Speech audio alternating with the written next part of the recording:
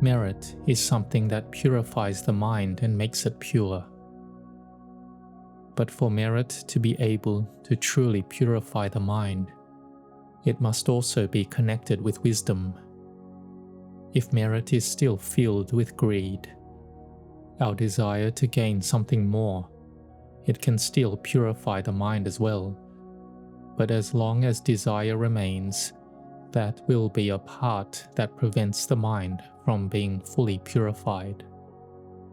So for us to purify the mind completely, we must purify whatever things cause problems for the mind, like stinginess, excessively cherishing wealth we have acquired to the point that we cannot give anything to anyone. A person with such mind is one who refuses to make merit, refuses to give offerings at all. Though if one gives offerings, one becomes loved by people. But if one gives nothing at all, then no one loves them.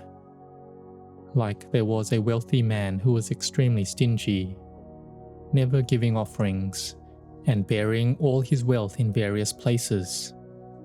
After he died, where would the karmic result of his stinginess lead him to? It led him to be born in the womb of a beggar. The pregnant woman, wherever she went to beg, no one would give her anything. This was because of the karmic result of her child having never given to others. It was very strong. After the child was born and still very young, when he followed his mother to beg, no one gave them anything. Eventually, the leader of the beggars had to expel this woman from the group, because ever since she became pregnant with this child, she had caused great hardship to the beggar community. This shows that the leader of the beggars also had wisdom. As for the little child, he could not get anything even when begging with his mother. When he grew older, the mother told him to go beg on his own, saying, "You cannot live with me anymore. Staying together, we will starve to death." The little child wandered aimlessly here and there, and eventually arrived at his own home from the past life. When he tried to enter the house, the servants drove him away.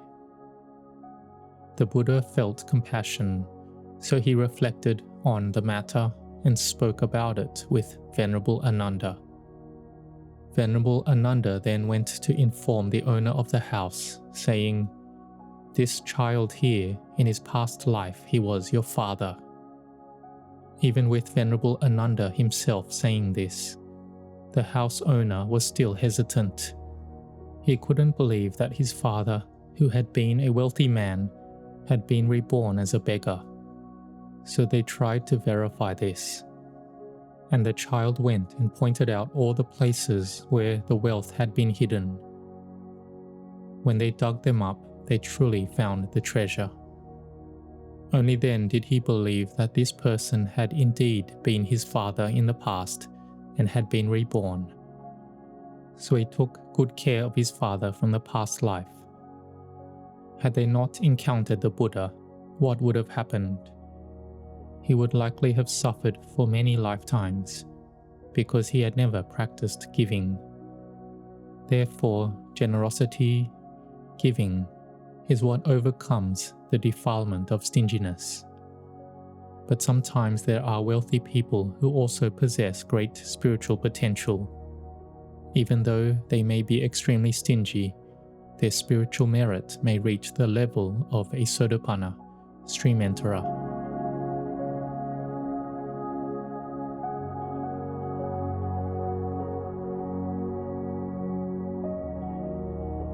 Like one wealthy man who wanted to eat fried sweets, so he fried the sweets on the 7th floor of his mansion.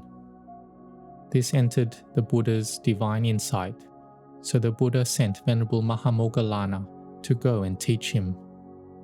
Venerable Mahamoggallana used his supernatural powers to instruct the wealthy man so that he would gain faith. The man was then persuaded and developed faith to pay homage to the Buddha. bringing the fried sweets as an offering to the Buddha along with 500 monks. After listening to the teaching of the perfectly self-awakened Buddha, he attained the level of a stream enterer. It was fortunate that his past spiritual merit supported him, otherwise he would have faced difficulties in future lives. Therefore, generosity, giving, is what overcomes the stinginess in the heart. All of us regularly make merit by offering alms. We feel fulfilled and delighted. Our minds become bright and pure. And we also share this merit with our close relatives and friends, and those that have passed away, and including those that we have harmed in the past, which everyone has.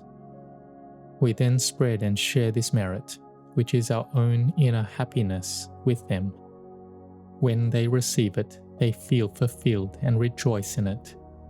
Their joy increases their merit as well. Their complexion and radiance can even become brighter. This is a matter of merit.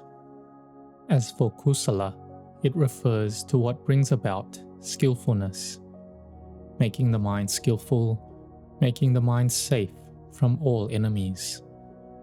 It strengthens the mind, making it firm and strong, so the mind will have no faults or defilements, to not deteriorate, and to remain clean, pure, and serene. This is the matter of kusala, skillfulness. One has wisdom, knowing causes and results, knowing good and bad, knowing merit and demerit. The mind becomes bright and radiant, not dark, not dull. This Pali word kusala, it means intelligence, skillfulness. What is its results? Its results is happiness of the heart, a feeling of lightness and ease. After doing it, the heart becomes refreshed. Like for us, when we undertake the precepts, sit in meditation, we chant with mindfulness, and when doing acts of giving, we have mindfulness in doing it and guiding us. Then this is both merit and kusala. The mind is not unsettled. Sometimes, offering alms here, the mind thinks over there, then the merit becomes less. When offering alms, be fully intent on offering alms. Have proper, graceful mannerisms. Keep mindfulness with the act of giving alms. Incline the body and the mind respectfully. Then the merit increases and becomes kusala as well. Therefore, kusala becomes the tool that helps cut off defilements. What are the roots of defilements that we call unskillful, unwholesome? The three unwholesome roots are greed, anger, delusion. Practicing kusala cuts off greed, anger, and delusion. These very things are unwholesome and cause the mind to wither and decline in various ways. So let the defilements end, cut them off. Therefore, it can be concluded that merit is what makes our hearts uplifted, satisfied, and pleased. Kusala, on the other hand, makes our hearts more intelligent, more skillful. Thus, giving, keeping precepts, all of these are things that uplift the heart. In being born in this present life, our hearts have already changed, and this wholesome result will continue to follow us into future lives as we wander through samsara, the cycle of birth and death. And we practice merit and kusala together. Kusala is like something that eliminates what obstructs our minds, what binds and entangles our minds, holding them tightly. It helps release those bonds little by little. When eliminated more and more, it can remove the sense of self as well. In the end, one can abandon self and ego through kusala through generosity, through morality, through meditation. Therefore, practicing both merit and kusala, externally and internally, is essential. It will help us be freed from the cycle of birth and death without difficulty.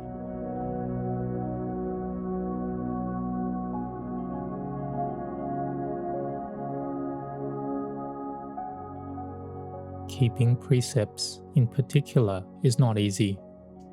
Among 1,000 people who give generously, only 1 or 2 may truly keep precepts. It is rare.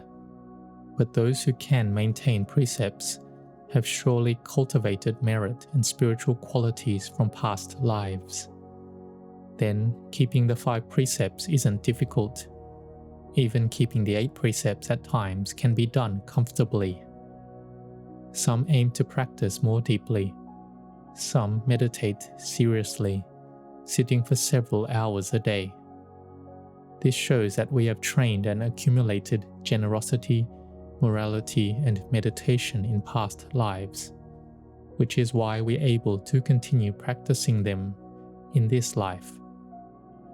The great result of merit and kusala is that it enables us to abandon the sense of self, which is called seeing with wisdom that all conditioned phenomena are impermanent, suffering, and not self. This is called seeing Nibbana, the wisdom that leads towards Nibbana. This is our practice within the Noble Eightfold Path: Sila, morality, Samadhi, concentration, and Panya, wisdom. We do no harm to anyone. We do not wish to oppress anyone. We seek to abandon our own sense of self so that we will not wander and drift along this cycle of birth and death, which is suffering. Having been born with this body, with these aggregates, they are the nest of diseases. They're always a mass of suffering. Sickness and pain arise in this body. It deteriorates. We rely on this decaying, crumbling house, and we try to repair it, but it is suffering all the same. Therefore, we must meditate so that this wisdom may arise. Sometimes practitioners say, "Oh, this year I've been sick. I haven't meditated at all." Venerable Ajahn Chah asked, "Then when will we meditate?" It's exactly when we are sick that we must meditate even more. We must know the truth that this is the body. It is suffering like this. It cannot be controlled like this. It is not self, not ours. This is why we must meditate even more, especially when the body deteriorates and comes to an end. We will see that people we know, even the young, have passed away. These conditioned things are impermanent. They cannot be controlled at all. So we must try to cultivate wisdom. So this kusala is entirely of the nature of wisdom, purely merit, which will lead our minds out of the mass of suffering, out of the cycle of birth and death. Therefore, we are instructed to be determined to perform both merit and kusala. And merit has many forms. The types of merit called punya kiriya watu, consisting of dana, giving and generosity, sila, observing morality, bhavana, calming the mind, and refining our hearts to become even purer, such as doing group pujas, chanting, sitting in meditation, and practicing insight meditation. This is called bhavana. Bhavana means improving and elevating the mind through wisdom. Therefore, we should cultivate and accumulate both merit and kusala as much as possible, developing them abundantly. When our mind is light, when our heart is happy through goodness, We radiate loving kindness to those who have passed away, to close relatives and friends, to karmic debtors, and to the deities who protect us, so that they may receive this happiness. When we see people making merit, giving and keeping precepts, we rejoice and say sadhu, and our heart becomes bright and joyful. This too is a form of meditation.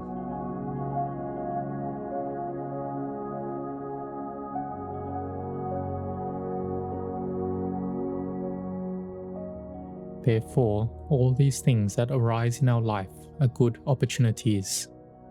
Our minds are minds of human beings. Coming from being born with the mind of an ordinary person who does not know anything at first. We have greed, we have anger, we have delusion. At times we are not greedy, not angry, not deluded. Until we see the harm of greed, anger and delusion, at how they disturb and trouble the mind. Seeing the harm of stinginess, we then give according to our ability, not excessively, but according to what we can afford, without causing ourselves difficulty. It shouldn't be that we want to make so much merit that we even borrow money from others to do so. It's not like that. Because there is merit that does not require giving at all. Keeping precepts is also merit. Repeating Butto, Butto, Butto in the mind, keeping the mind still.